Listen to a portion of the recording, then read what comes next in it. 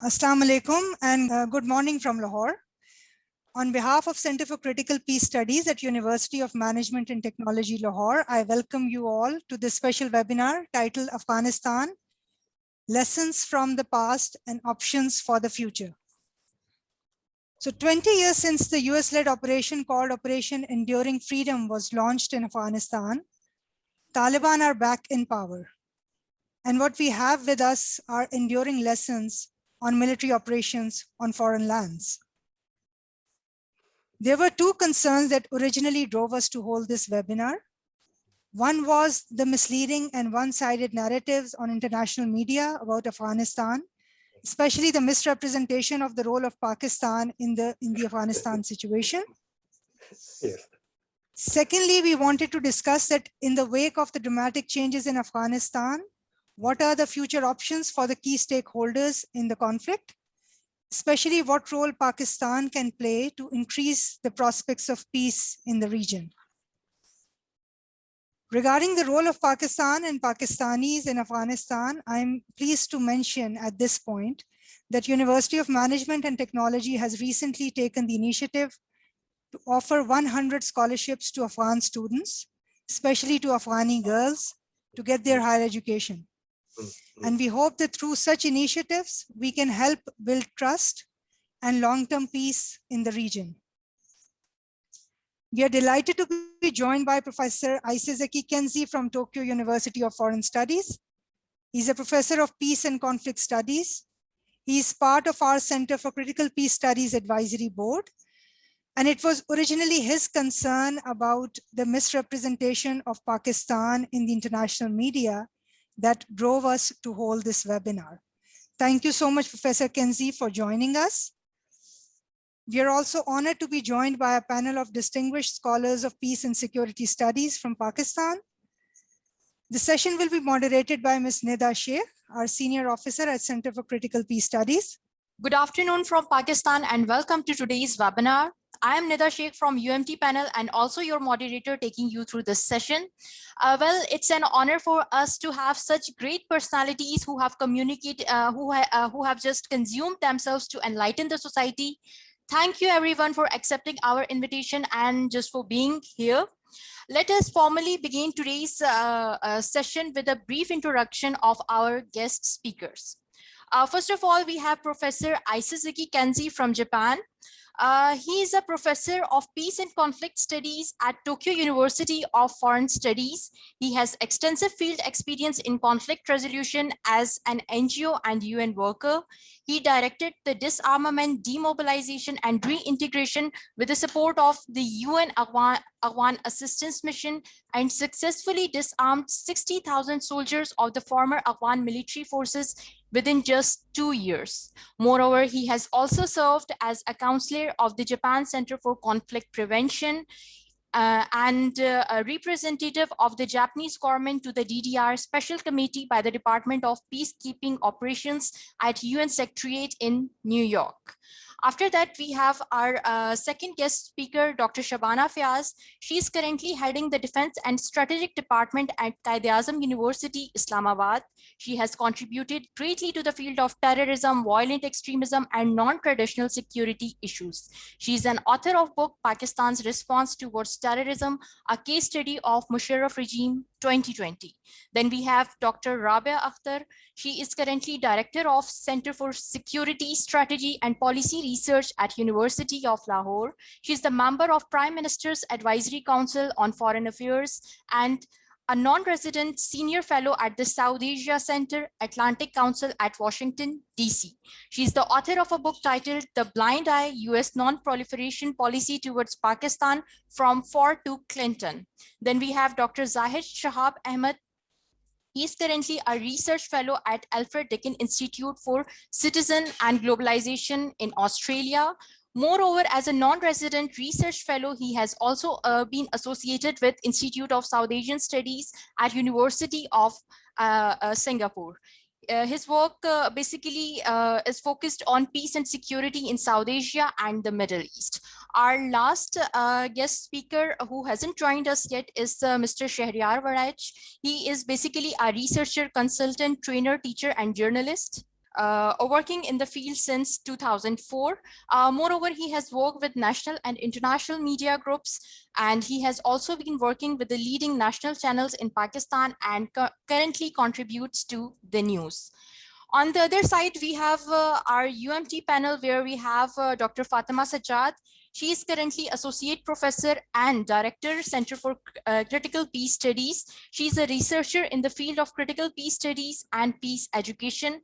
Her work mainly questions contemporary education structures in and outside Pakistan and explores ideas for building peace through education. In UMT panel, next we have Dr. Mohammad Usman Askari. Dr. Askari's research area mainly focused on theoretical viewpoints of big powers, rivalry, territorial disputes in the South China Sea, geopolitical dynamics in Indian Ocean, new hybrid warfare, and cyber security. His research often addresses questions related to security issues of South Asia, East Asia, and Indo-Pacific regions. After that, we have Dr. Arshad Ali. He worked as a research analyst at the International Center for Political Violence and Terrorism Research in Singapore. His research interest concerns Pakistan's foreign and security policy, international relations, regional conflicts, and domestic politics. And our last panelist is Sir Mohammad Awais. He's an expert on Afghanistan and interrelated security issues in the region. Mr. Awais has presented his research in numerous national and international conferences within Pakistan and also at international level, including USA, South Korea, and Spain. So that was a brief introduction of our panelists that we have today. Now I would like to request Professor Kenji to brief us on the current situation of Afghanistan. He will take just 10 to 20 minutes, and after that our panelists can comment, or if they have any questions, so they can ask. Yes, Professor Kenji, please. Thank you very much. I hope my voice is loud and clear, and greetings from Tokyo. And I'm very much happy to have today interacting with a Pakistani specialist and also Fatima, Dr. Fatima, and myself is a good friend for a long time. And thank you very much for the invitation. Then today I would like to a little bit focusing on the history, especially my involvement since 2001 after 9/11. Okay. And just to begin with, this is a sort of famous saying, statement made by my good friend, Dr. Brahimi, then United Nations Special Representative to Afghanistan, and who co-hosted the Bonn Agreement in the city of Bonn in Germany in 2001 December, together with United States of America. This statement he delivered to me because we are a good friend on the ground. And he used to tell me in the year of 2003 or 4, but he publicly issued this statement in 2005 after he retired from United Nations. Okay.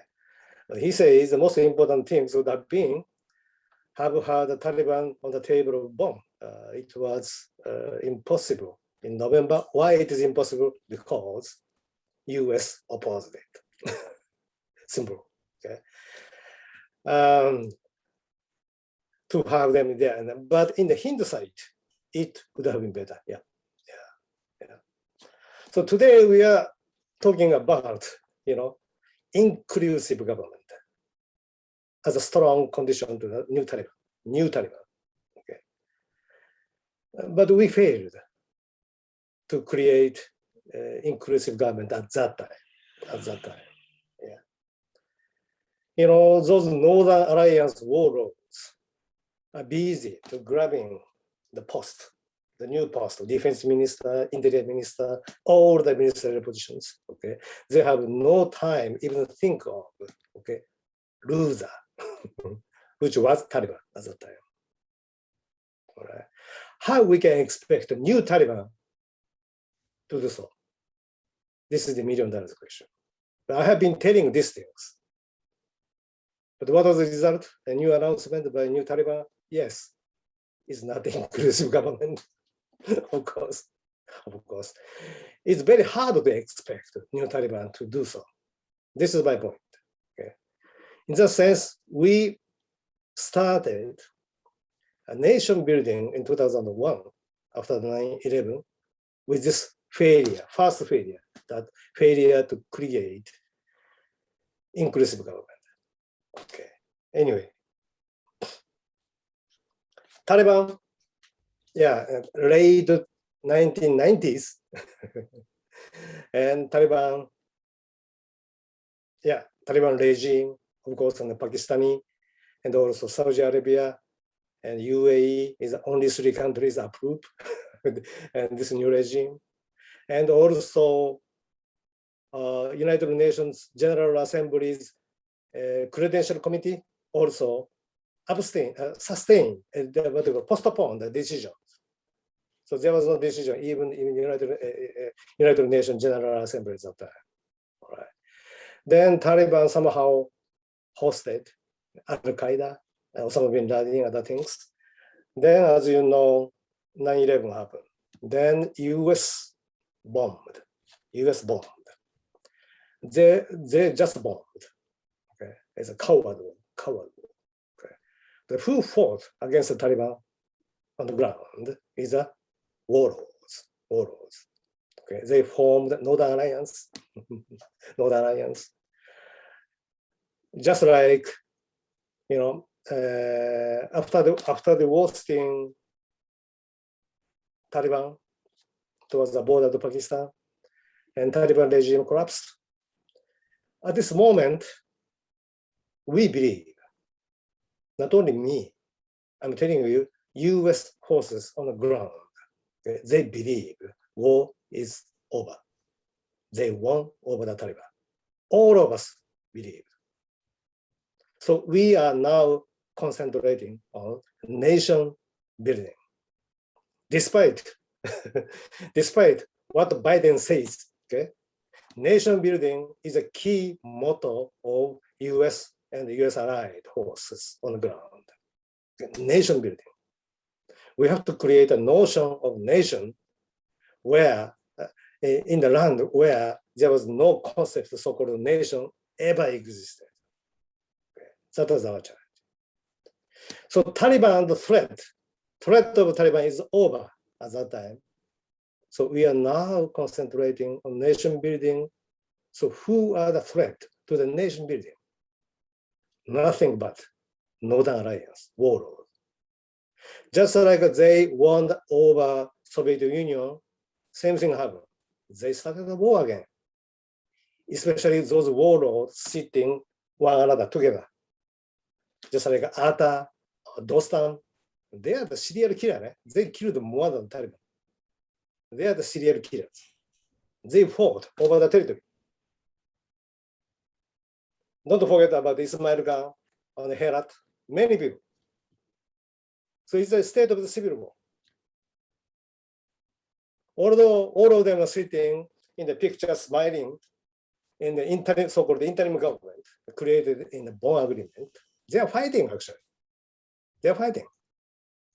So warlords are obstacle for the nation building, not the Taliban at that time. So what the US did,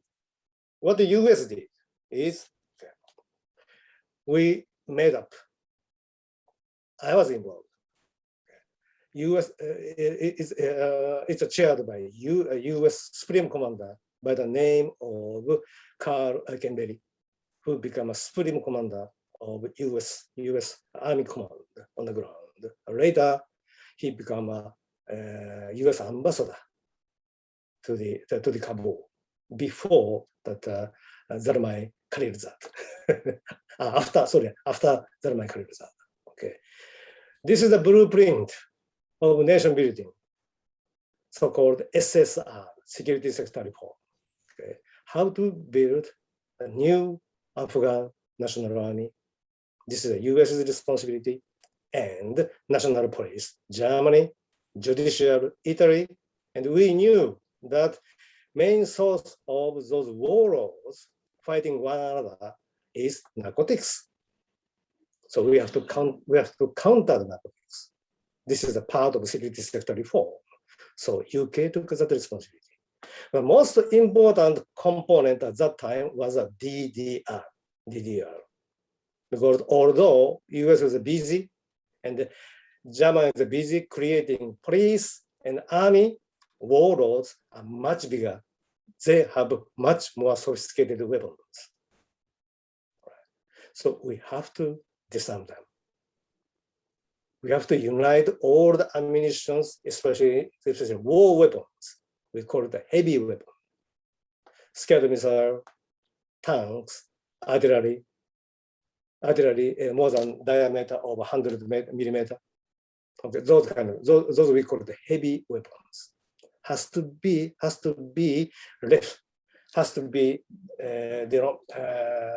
transferred from hand of warlords to the new national army. That was my responsibility, and Japan took that responsibility. Anyway, yes, we did. We did it. 2004, before the first presidential election in Afghanistan, we completed it. 98% of the heavy weapons we collected from the hand of warlords, Northern Alliance, by negotiation, by persuasion. That was my responsibility. Why I said 98%? Only 2% was left. Who are they? 2%. Yes, except Panjshiro. Yeah. This was a taboo to touch upon the weapon or combatant in the Panjshiro body was a taboo. You can imagine why. Yeah. Anyway, yes, this was before disarmament, but I dismantled Northern Alliance. So naturally, Taliban returns. It's a stupid. Yeah. DDR is a concept developed in the UN peacekeeping operations. Okay, UN peacekeeper are there, neutral forces. Okay, only DDR success in the United Nations is a Sheryar. I was in charge of DDR. I worked with then Pakistani regiment, very brave one, okay, headed by General Suja Pasha. And he became ISI Director General later. We still keep in touch. Okay, and he's a good friend of mine. Okay, but anyway, peacekeeper are there to deal with a problem being created by DDR, which is a power vacuum. Because peacekeeper are there, we can deal with the issue of the power vacuum. But here there was no UN peacekeeper. So how do we address the power vacuum being created by disarmament, which is Northern Alliance, who fought against the Taliban, especially effectively using war weapon? There was no. NATO forces, they are very coward at that time. They don't go out of Kabul. They're very much afraid. I convinced in NATO conference, unless you go, I cannot do disarmament. Then which country responded my call? Germany. Germany agreed to deploy small forces in the city of Kunduz, northern part of Afghanistan. Kunduz is the first experimental base for the disarmament that we did. Then we spread the success to all over the country. This is how we managed disarmament or dismantling all the Northern Alliance. Okay. But anyway, NATO deployment was very slow. Then what else? National Army and police. It's very slow again. It has to be slow because we have to train each of the new soldiers who has an allegiance to the to the nation, not warlord. We need to take a time. So this is America's policy. We have to take a time. So very slow, both are very slow. But things are going on. Disarmament is going on because we are rushing for to implement first Afghan election. Okay, so before the election, we have to disarm because we cannot allow those warlords to stand for the election with arms. We can't do that. So I made a strict rule that election can happen, election can be implemented only after disarmament is completed. In another word, warlord cannot stand for election. Even his party cannot be registered until their military wing is disarmed and completed. That rule we made, we declare to the international community. Okay. So the fear of Taliban return because of disarmament, because of power vacuum being created with disarmament, okay, was felt by me first, by other country, like the German ambassador was with me, and the EU representative was with me. Okay, we are now facing a serious problem, which is the return of Taliban if we proceed disarmament. So if I delay disarmament, naturally we have to delay the first election in Afghanistan. Okay, I lobbied like hell, but we are opposed. Only one strong voice. Actually, we are actually scolded by the guy sitting in Washington by the name of Rumsfeld. What was his order to his, supreme commander of U.S. Army? Was that we have to implement Afghan presidential first election before U.S. election, which was scheduled in the same year. Then, so that Mr. Bush can be de-elected.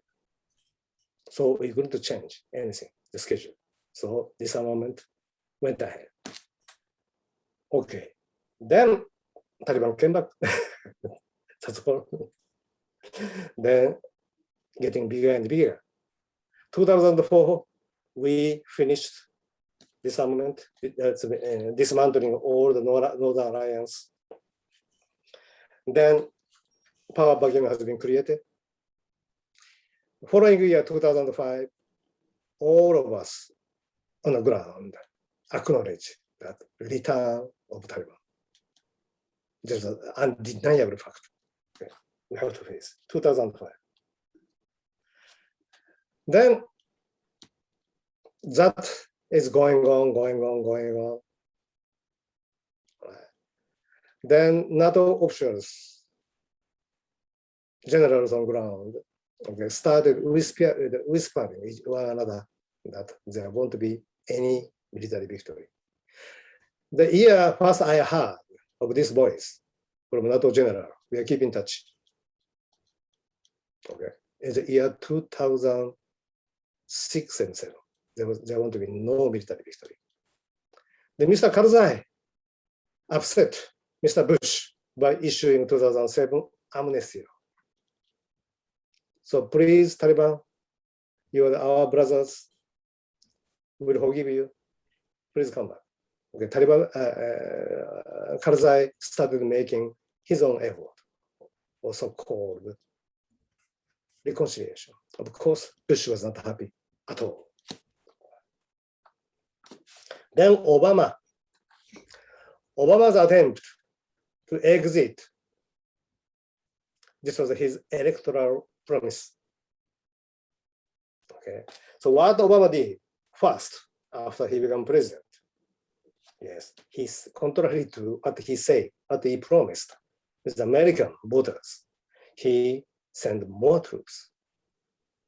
Of course, if I were Obama, I would have do the same thing because he wanted to do something other than military victory to impress his voter.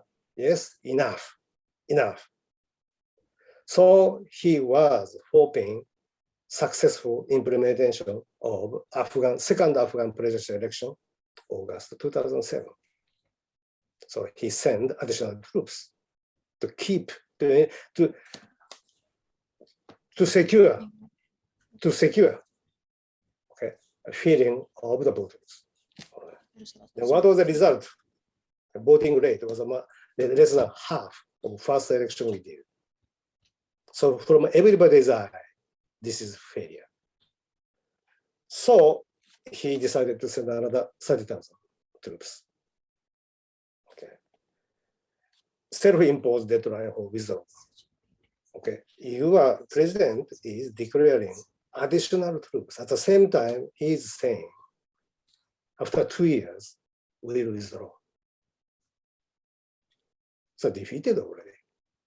Because if Taliban hear that, what Taliban will think?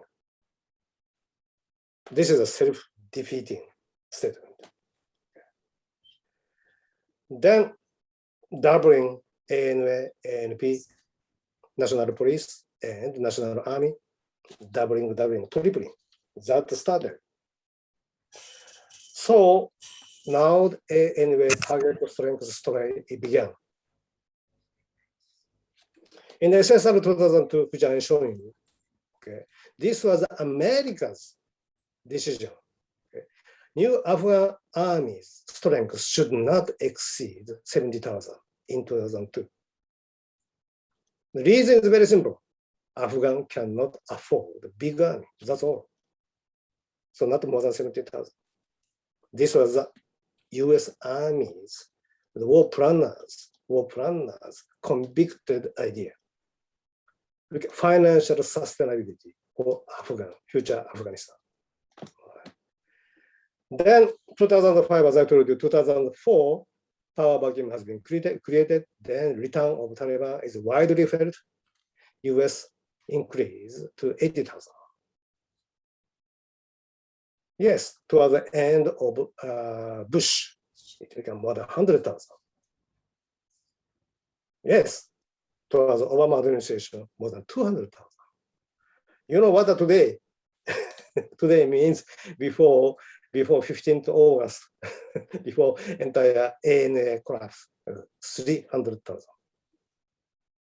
We knew since 2014, when NATO, US started withdrawing major fighting forces, started to be withdrawn. Okay, then all the regional command has been collapsed, handed over to Afghan National Army. And soon after that, Taliban took over. But the soldiers, even 2005, 2015 and 16, there was a report that most of the soldiers, especially in the war front, they are not paid. Several months, or 6 months, something like that. How we can expect them to fight? Anyway. Then 2005, Northern Alliance, okay, together with US bombing, we won the war once. At that time, strength of Northern Alliance is not more than 60,000, 50,000. Something wrong, actually. All right. So myself, second my experience in 2008, okay, and I cannot tell you who requested me. It's a part of my government, actually. And I was asked to approach to Taliban. Okay. Yes, and I use my friendship with General Pasha. At that time, he was already ISI chairman. So I met him in Islamabad. Then I asked him to introduce, if he knows, he knows, so-called moderate Taliban. Then 2009 Tokyo, after I toured Pakistan and Afghanistan and Saudi Arabia, even Iran, then I went to new executive house of Obama administration in Washington. Then I called everybody except the Taliban, I can tell you later the reason why I excluded Taliban, but especially on the NATO generals on the ground. Okay, I gathered them in Tokyo. Then we had a secret talk, and Afghan representative headed by former information minister Stanikzai, Mohammed Stanikzai, okay, and ISI and others. Right. In Tokyo conference, what I really wanted to do is that to change the mindset of Western, which is we, to face Taliban. Okay. So what we secretly agreed, and also subsequently we take action, each of us, is that, okay, NATO to recognize, NATO military I'm talking about, that we are reconciling from weaker position. Yes, we are losing. Then this is very important things. Deal with the Pakistan with care, not blame. And also, this is the first attempt we made. Okay, subsequently it has happened by President Karzai and the President Zardari. Okay, removal of name of top 5 Taliban from UN sanction list. This is materialized. Okay. And also, as much as possible, avoid, we call it Plan B. Plan B. Plan B. Plan B was existing at that time. What is Plan B? Is a divide and exit, because we want to exit. But how? By dividing Afghanistan into 2. Taliban land and our land, something like that. Okay. As the most fearful possible scenario. Okay. We want to avoid that. We don't want to make Afghanistan, although this is half, all right, and the terrorist sanctuary. Okay. Anyway, and soon after that, and the chairman of Afghan Peace High Council, Mr. Rabbani, is one of the warlords which I disarmed. Okay, he was the chairman. He was assassinated by Taliban. Okay, vice chairman was the Stanikzai, who attended this meeting. He also seriously injured. Anyway, this was the answer from Taliban. Okay. Trump, yeah, I was not there, of course. Okay. Bilateral deal to exit, excluding Afghan government. It's really upset the guy. Then what Biden did is an unconditional exit. This invited total confusion. All the friends, NATO generals, even the US generals, sent me an email, even a call, some of them. They're almost crying. This is the unexpected behavior of the US administration. Unconditional. It can't be like that. Any lesson we can draw from here, which I really want to throw all of it to you. Brief. All right. Yeah, we lost a great guy. Mr. Gilani of Harriet Council. Yeah, he was very good to me. And anyway, what he said, this is what he said one day when I met him. Yeah, Afghan Talib are our brothers, but TTP, evil bastards. This is not what I said. This is what he said.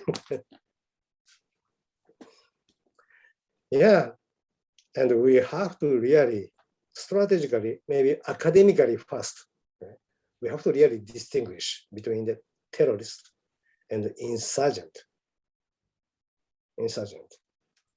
Although US tried to do by developing that infamous, Coin doctrine, 2006, counter-insurgency doctrine. But anyway, that has to be done first by us, by academia, as soon as possible. Then human rights, especially women's rights, is always in the focus in deal with Taliban. But the human rights suffer from so-called problem of double standard. The US is almost always accusing China. Of course, that is bad, really bad things, and what China is doing and her own territory, like Xinjiang, Uyghur, Tibet, and that kind of human rights violations. But why not Palestine then? Why the US don't do anything about what Israel is doing? That is a typical double standard on human rights. Human rights become a tool of the superpowers diplomacy to accuse one another. Okay. Now we are having another dimension of issue related to human rights, the diversity. Because Taliban want what to do. To what extent of diversity we can afford when we are talking about human rights. Because human rights is my religion, okay? My religion. Universal jurisdiction of human rights is my religion. But because of Taliban's victory, we cannot afford to keep that notion anymore on the reality. Then what extent of diversity we can afford? Then, today's Afghanistan, how to deal with the new Taliban. UN called for pledge session already, how to release humanitarian aid, emergency aid, unconditional. That is good things. But how about another part of component of international assistance? That is core money to run the government, which is the foreign reserve of Afghan National Bank. And most of them are sitting in the American bank. Freeze. IMF funding, additional funding, freeze. Okay. Without this one, Taliban cannot run the government. So they put a lot of conditions, symbolically, women's rights. So what I'm proposing here today is that how about let Islam decide on the condition of Taliban? That not we, not Western. We, no. So let Islam decide the condition of Taliban, which is agreeable to the West, but not proposed by us. But let Islam. But what is Islam then? Communicable Islam, of course. I don't want to call it moderate or something like that. Okay. I don't know how to call it. But I know the organization like WCRP. Have you noticed one? The World Conference of Religion for Peace. Peace is a good, very, very secular organization. Okay. And the first attempt to host a Tokyo meeting in 2009, I got a funding from them. Huge funding to invite all of them. Okay, so that has a strong, very good imam, like Malaysia and other Jordan, other places. All right. Then I know somebody was invited from Pakistan at that time, and you are the member actually, WCRP. Okay. Using such organizations, okay, then why don't we do something on this module? Let Islam decide on Taliban. Okay. Anyway, that is my end of my speech. Such a detailed first-hand account of all the events. That was wonderful, Professor Kenji. And we are pretty much in agreement. What you said made a lot of sense to us. And that is basically our agenda at Center for Critical Peace Studies as well. So this was very thought-provoking as well. And I'm sure we have some comments on that or questions on that. So we are going to be very quick with the questions. If we have any question or comment from Professor Kenji, then we are going to move towards our other panelists and ask them questions as well. Thank you, Professor Kenji. It was a very good talk or insight on Afghanistan and post 9/11. You talked about the disarmament, and you mentioned that it was relatively successful in the north, but it was largely failed in the south. So could you please explain that what were the factors that you guys were unable to do the disarmament? So one thing which I would like to mention that in the north, most of the people or most of the warlords are the key actors in the north that were accommodated in the post 9/11 regimes. So subsequently, we see successful disarmament, and as well as we saw some sort of success in narcotic or and decrease in the cultivation of poppy crops.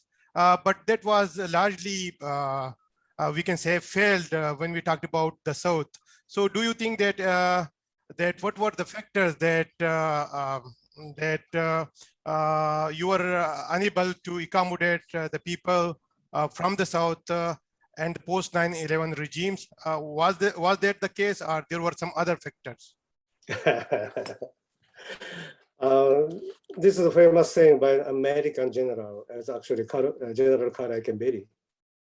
And he told me that Japan was beautifully misunderstood.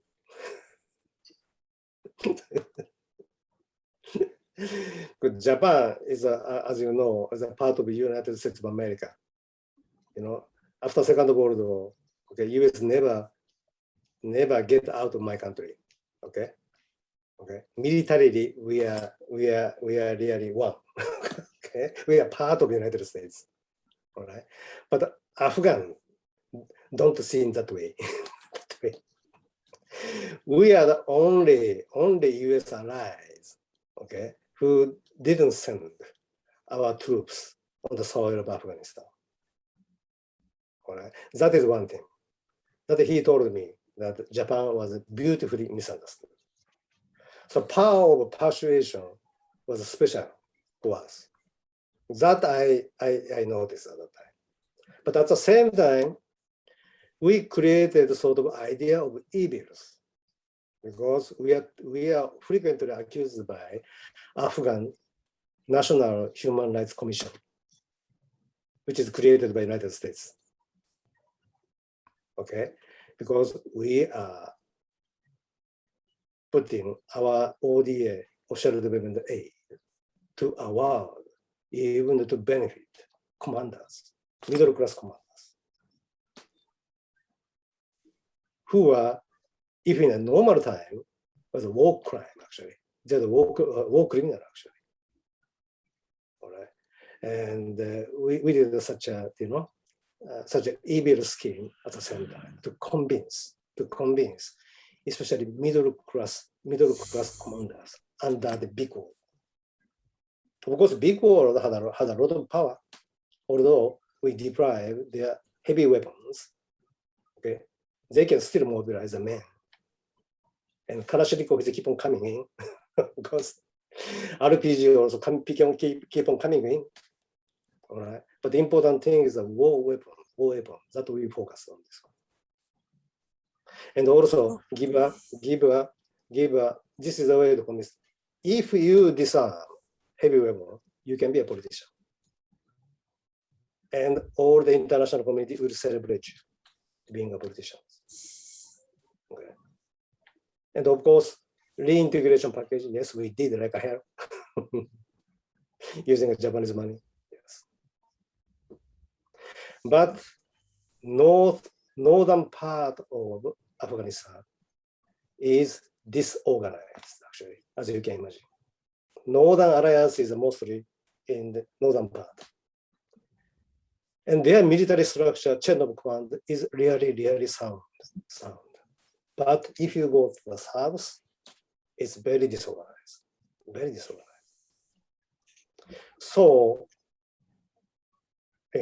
we are sure that most of the heavy weapons are possessed by those warlords, heavy weapons. But in southern is, I can say, relatively lesser amount of war weapons.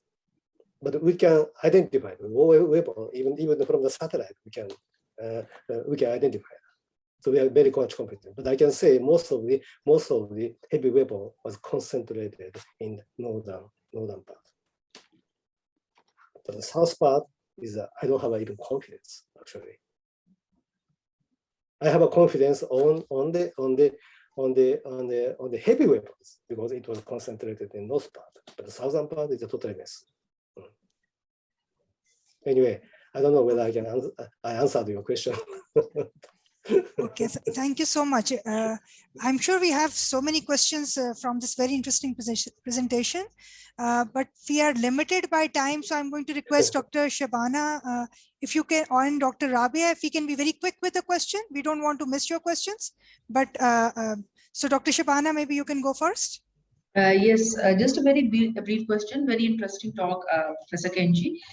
Just wanted, I've always been reading Japanese foreign policy. It is also believe in diplomacy rather than armaments and, this militancy as an answer to the international problems. But I'm really wondering that you have given a practicality to reconciliation of Tokyo's initiative, that why not the Japanese were not able to assert this perspective within the war on terror army troops that were stationed there by NATO in coalition with obviously led by the USA. Are you asking about the current regime, Japanese regime, why we cannot be more proactive for the reconciliation issue? Well, you are talking about the US military presence in my country. Which one? The last regime from the war on terror, 2001 onwards to the present scenario. Present scenario. Actually, the regimes really matter, actually. And the time when the Japanese regime appointed me was just a professor to be a government envoy. Okay, it's a political decision. Okay, actually, it has to be attributed to the Prime Minister Koizumi at that time.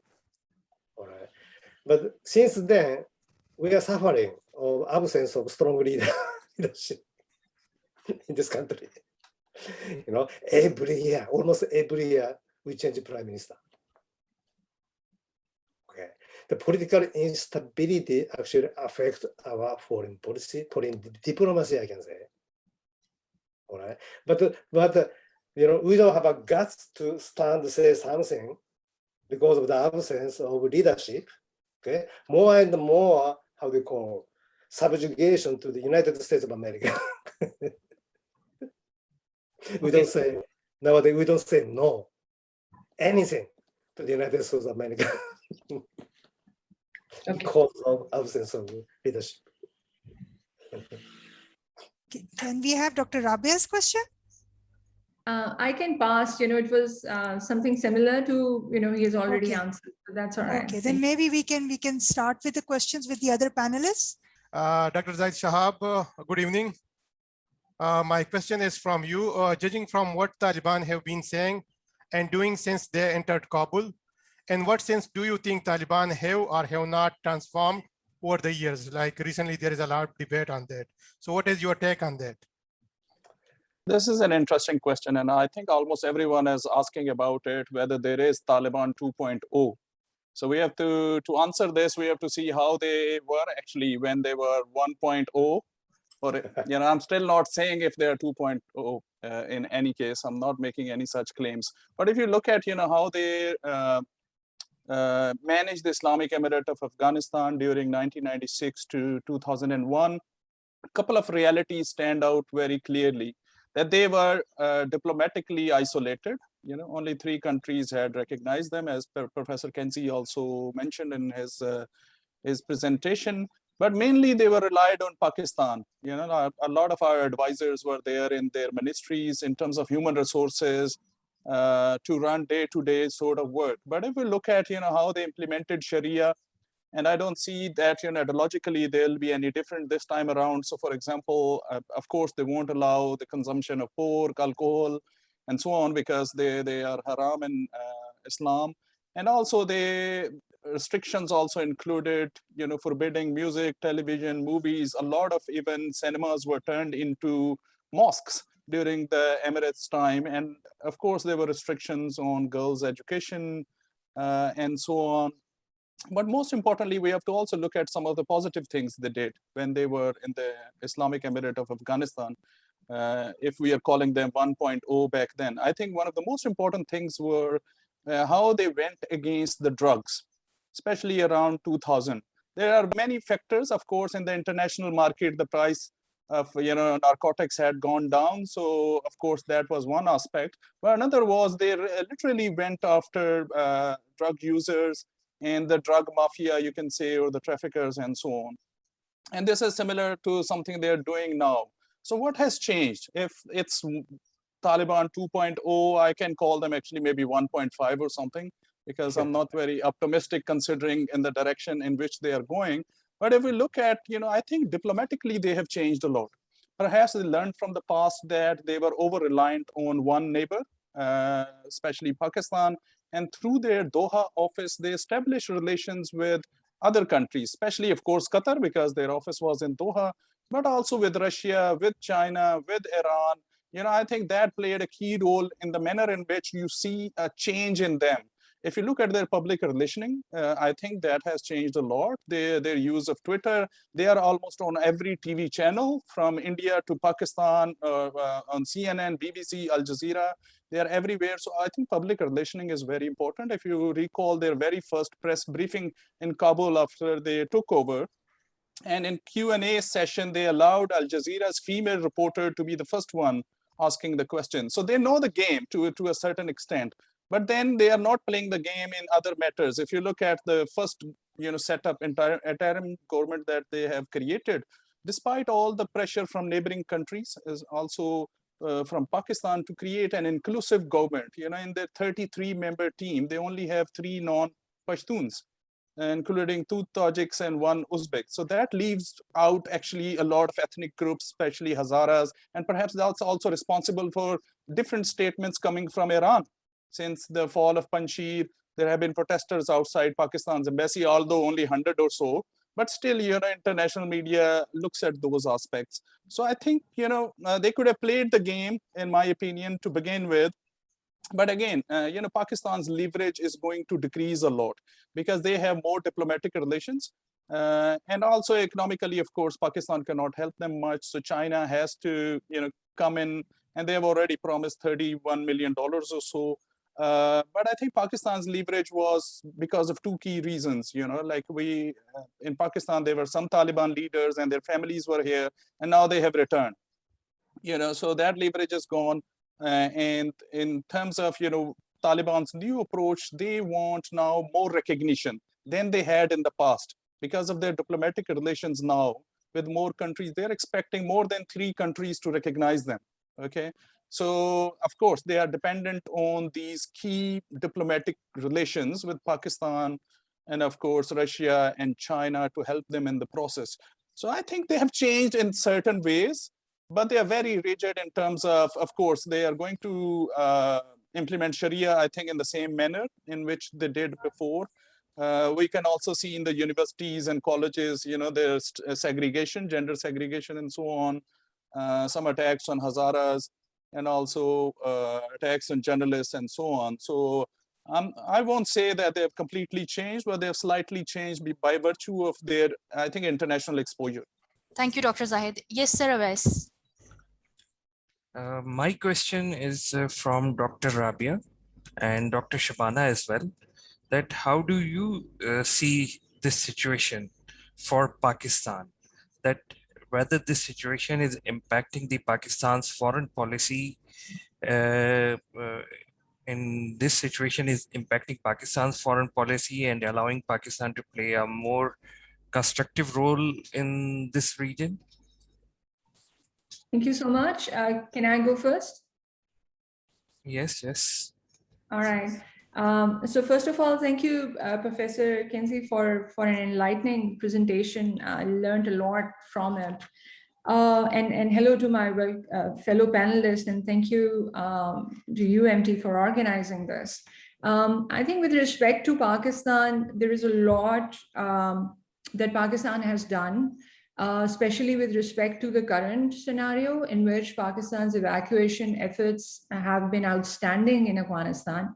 Through air and through border crossings, it has evacuated more than 14,000 people.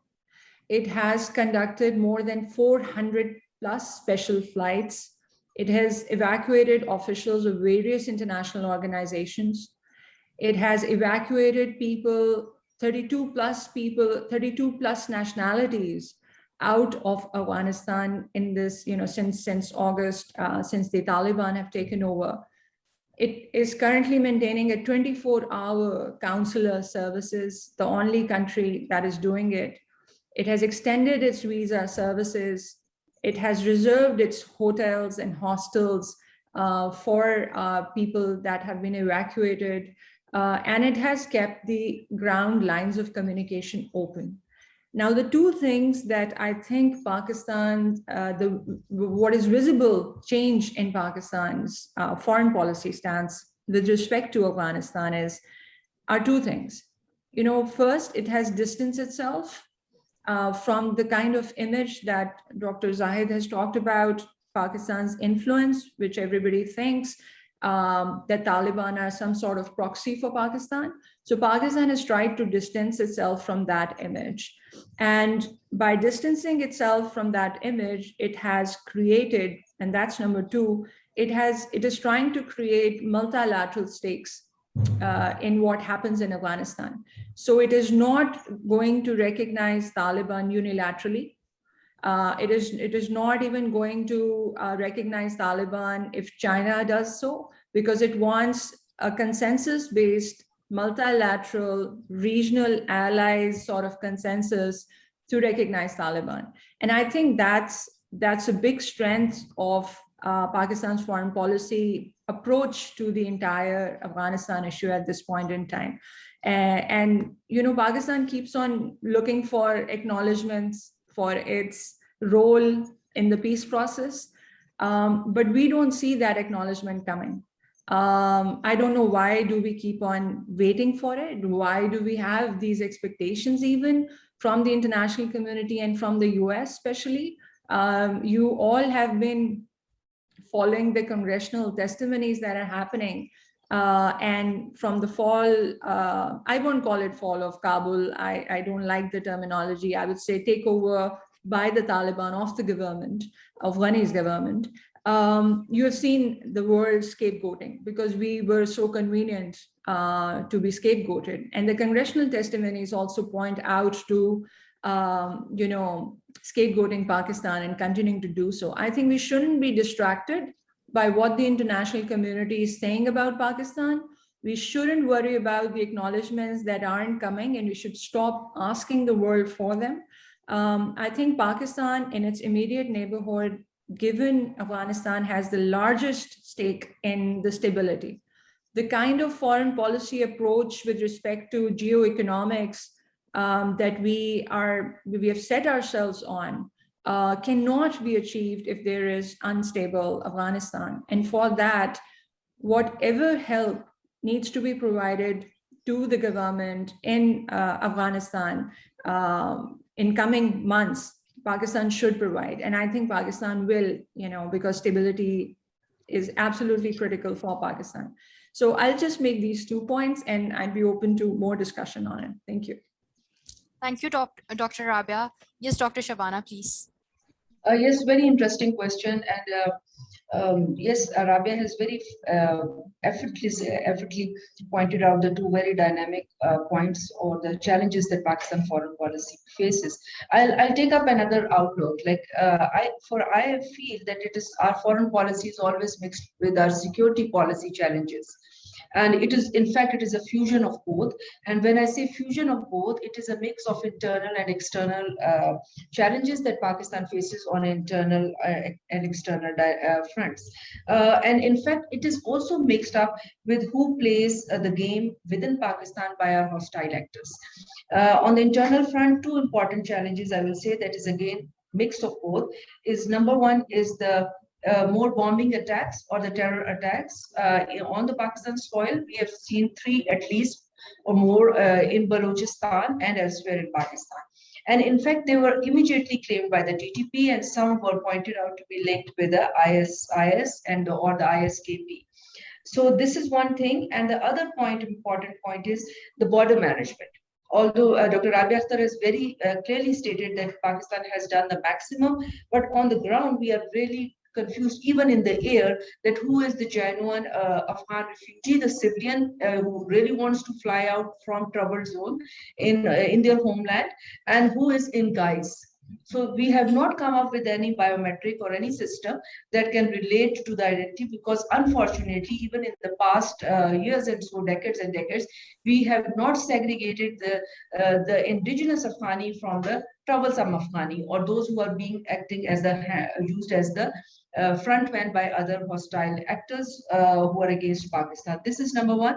And importantly, another important point is that even if we recognize, the condition Pakistan gave to Taliban in Kabul was that TTP will not or should not be recognized or should not be let use its sanctuaries and attack Afghanistan. They have even in their pronouncement said so. But does pronouncement really matter? The fact of the matter at this point is, even if Taliban are in control in Kabul, they have not effectively controlled or managed to curtail the TTP footprints there. In fact, they have released from the prisons the many wanted people from the ISIS list and also from the TTP list. So when Dr. Rabia says that we don't want to be tied with an image of Taliban as a proxy, I feel the other way around. They don't want it either. They have detached themselves from us. Let's admit it. So like in the past, once you are in power or you are formally in power, you don't behave the way that you were behaving earlier. So I hope this is what I mean. Another important point is the radical influence, the negative influence, or I can say the radical currents that will flow out from the stringent policies of Islamized Afghanistan. And we have the dress code issued in our homeland that what the teachers should be wearing or so. And then within the, KPK, there have always been an issue, even when the Mishal Khan was killed and, stoned and they were, married elder element, or even in the rape cases, you see, the people saying that it is because of your dress you are being, targeted. So these I'm really confused and I'm just giving an alarmist perspective that they may get ignited. I may be wrong. It's open to debate. Thank you so much. Thank you, Dr. Shabana. Yes, Dr. Usman. Thank you, Nida. My question is directed to two worthy speakers, Mr. Sheryar, Warraich and Dr. Zahid Shahab Ahmad. And the first part of my question is what connections, if any, are there between Afghan Taliban and TTP-IS Islamic State Khorasan? And the second part of my question is how the rise of Taliban in Afghanistan would impact the insurgent groups inside Pakistan. So I request to the worthy speakers, first from Mr. Sheryar Ahmad, to please respond to this question. The Taliban are going to support in the sense, they're not coming to support physically to the insurgents in Pakistan, especially to those who are ideologically associated with them. Like if we are talking about Dr. Shabana she has pointed out very clearly about TTP, the existence of TTP here on the soil of Pakistan and being supported by Taliban, Tehrik-e-Taliban Afghanistan. maybe I'm wrong, but I can see that Taliban TTP is being supported by Taliban government in Kabul, and it's going to be in the same way. Like they are at this moment, they have clearly stated that they are not going to support to those groups or organizations who use Afghanistan territory against any other country. But I believe that till they are, I mean, in power, they feel strengthened, they feel empowered in Kabul.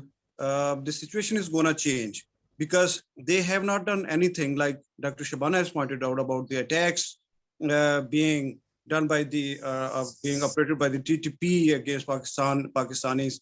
So they have done nothing to stop them. They have even so. I'm convinced that the situation is going to be very challenging for Pakistan in terms of like if I do not want to forget it, the movements, the insurgencies in Balochistan, the heads of, I mean, most of those insurgent groups are in Afghanistan, and they are still there, and nothing has been done against them.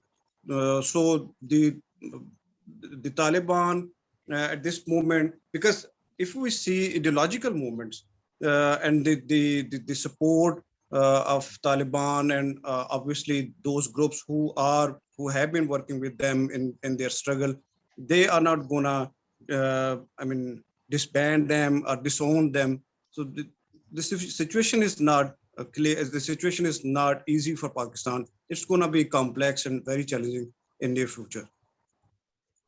Thank you, Mr. Sheryar. So I would request to Mr. Zahid Shahab Ahmad to please say something on the questions that I have put in front of me. Thank you. I think these are important questions. So if you look at what happened with the U.S. Taliban peace deal and all the neighboring countries that supported it, so they had a commonality among them. They all wanted the U.S. troops to withdraw. Okay, so that was their short-term vision. And since that has happened now, everyone is worried about the spillover.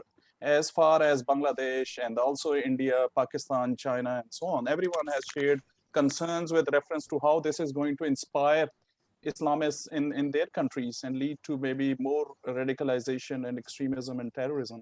But I must talk about, of course, I think Mr. Sheryar has already talked about, TTP's connection with the Taliban. And of course, in the whole, as Dr. Shabana also said, when they were releasing prisoners, there were many TTP members. But there's also a fact that TTP members also fought with the Taliban in certain places. So it wasn't just one-way kind of relationship, there was two-way relationship. And on the basis of that, I think it will be very difficult for the Taliban to completely take a U-turn on TTP, because it's not an easy matter, because they just helped them in winning this war in different parts of the country. But Pakistan has a different kind of a strategy now. So the strategy is to use Beijing as the front kind of player in this situation. If you remember, there was recently an attack on Chinese citizens in Pakistan. And when China asked Pakistan to manage the situation, Islamabad said, why don't you directly talk to the Taliban? So, and that's what they did in relation to East Turkestan Islamic movement. And there is also evidence that they collaborated with TTP in that particular attack. So there is enough evidence to suggest that. But I think, and the Taliban in return, they have assured to the international community, including Pakistan and China, that they would not allow their Afghan soil to be used against them. And then there are two questions. One is the question of will. Their will in relation to going against TTP is questionable. They have actually, I think the Islamic State Khorasan has been their enemy for a long time. And I think the Taliban will definitely go after them. But then is the question of competency, whether they have the competency to counter such terrorist groups. I don't think so they have the competency to be effective in terms of countering groups like Islamic State Khorasan and so on, or East Turkestan Islamic movement as well. So, and this leads to, I think, the options for neighboring countries, for regional actors, and the policy that Pakistan has been working on for a little while to have a regional approach, to have some engagement with the Taliban or with the new setup. Because if you do not have the engagement with them, how are you going to address this issue of terrorism linked to Afghanistan? So I think that needs more attention. And there is a need to perhaps a new kind of ad hoc mechanism, because existing organizations might not be that feasible, like the Shanghai Cooperation Organization and so on. So I just wanted to give this recommendation as well. So we can discuss later on. Thank you, Dr. Zahid. Okay, now here I would like to add that as it is said that no war is over until the enemy says it's over. We may think it's over, we may declare it over, but in fact the enemy gets the vote. So my question is directed to Professor Kenji. Sir, what do you think, that is the war on terrorism over with the departure of the United States from Afghanistan? No, I don't think so, because new war started actually. Yeah. And it's much more complicated now. You know, a famous saying, Mr. Bush, after 9/11, and he declared to the all over, especially on the Pakistani government, which side you are, isn't it? Now that war is somehow US lost. Now Biden says, same, which side you are. Either you are Chinese side and US side. Am I right? Then Taliban won militarily. Then all the global jihadist group energized, of course.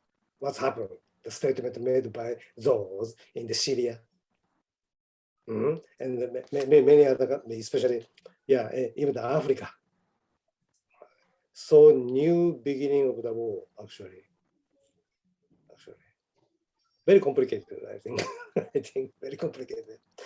Especially, you know, how do we regard the United States of America as a hegemony, especially for Japanese? US abandoned Afghanistan so easily. What will happen if US does to Japan or Korea, South Korea? That is our concern now in Japanese, you know, debate. Same thing might happen. So new something is happening actually. I don't know how do we term and how do we beautifully frame in our situation now. Yeah. So much. We do understand that the situation is very complex and it is very difficult. But I think our job as academics is to really create possibilities of hope. That's what we think. So regarding that, I would like to ask the last question. If quickly we can have one or two responses on this. What are the practical steps that can be taken in the given circumstances? And they are tough circumstances. These are complex circumstances. But do we have ways to connect with and support Afghan people and to help improve their human rights situation there? And maybe to help them peace. Maybe we've learned lesson that the way we have been trying to do reconstruction there and build peace there, that didn't work. So do we have any possibility, and what specific steps can we take right now to help those people and really try to build peace in the region and try to do our part in that? So if we can have a quick comment from Professor Kenji and all the other panelists as well. Okay, there are two things which I can think of. All right. One is, of course, actually, I'm about to start with Dr. Fatima about the new phases of. I'm still hesitant to term that de-radicalization because soon after we launched our book of radicalization in South Asia.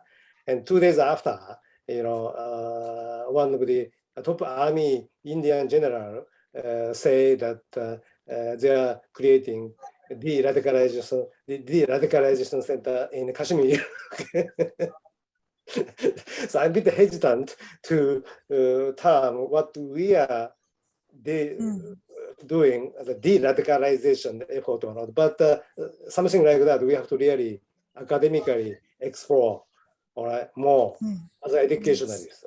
And the second one is, as I told you in my last slide, okay, let Islam decide on the condition on the Taliban. That makes sense. That makes a lot of sense. Yes. Yeah, because Yes, we there want we to can- yes. we need the stability in Afghanistan. Whoever in the power, actually, even the Taliban, we cannot afford to collapse the regime, actually. All right. So main challenge from now on is to release that freeze the core money to run the government. Okay, that was a condition. Okay, value versus condition. Value, I'm telling you, we cannot compromise. That is why I'm proposing Islam to decide on the condition. Yeah, instead of our value dictates. Okay, that I really want to do immediately with you. Please help us. Okay, and I have already talked to the organization called WCRP, World Conference of Religion for Peace. It's a worldwide organization. Yeah, it's wonderful. That's nice. Okay.